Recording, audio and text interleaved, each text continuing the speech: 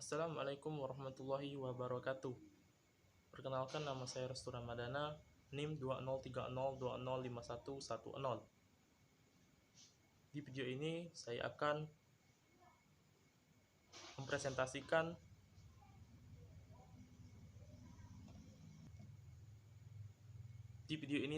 mempresentasikan tentang ijtihad dan dinamika pemikiran dalam hukum Islam dalam mata kuliah Studi Keislaman dosen pengampu Bapak Mukti Ali MPDI.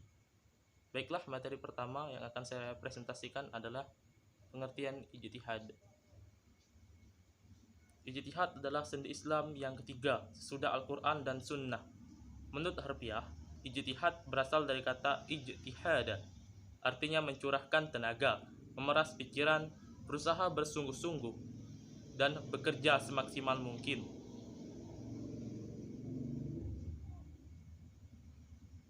Adapun definisi ijtihad secara umum adalah aktivitas untuk memperoleh pengetahuan hukum syara' dari dalil terperinci dalam syariat.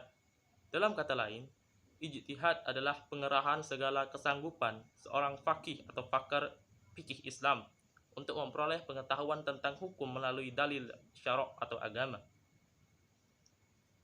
Orang yang melakukan ijtihad disebut mujtahid, dan ijtihad merupakan salah satu daripada hukum Islam setelah Al-Quran dan Sunnah.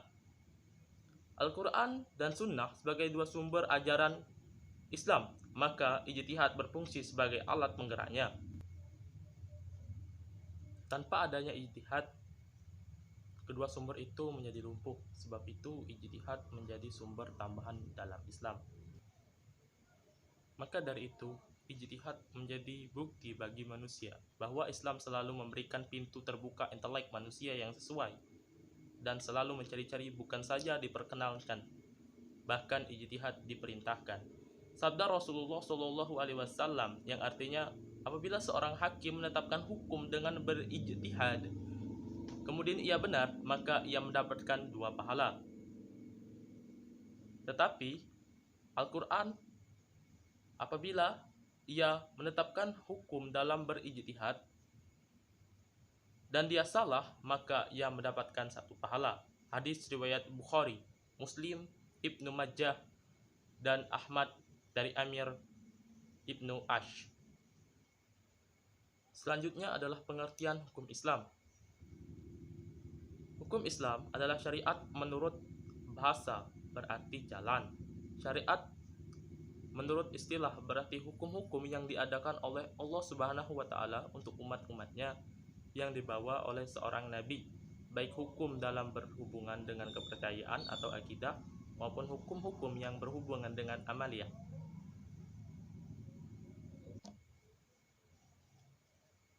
Selanjutnya, produk pemikiran hukum Islam. Dalam sejarah perkembangan pemikiran Islam, pertama fikih, yaitu opini ulama hukum yang tertuang dalam kitab-kitab fikih.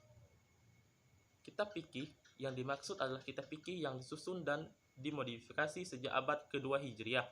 Secara keseluruhan, kitab ini dikategorikan dalam fikih klasik. Selanjutnya, yaitu adalah fatwa ulama. Secara etimologis, fatwa berarti petuah, nasihat, dan jawaban yang berkaitan dengan hukum. Secara etimologis, fatwa dimaknai sebagai pendapat yang dikemukakan oleh mujtahid atau faqih sebagai jawaban yang diajukan oleh peminta fatwa dalam bentuk atau suatu kasus yang sifatnya tidak mengikat. Baiklah, itu saja materi yang dapat saya sampaikan. Selanjutnya akan dilanjutkan oleh teman saya.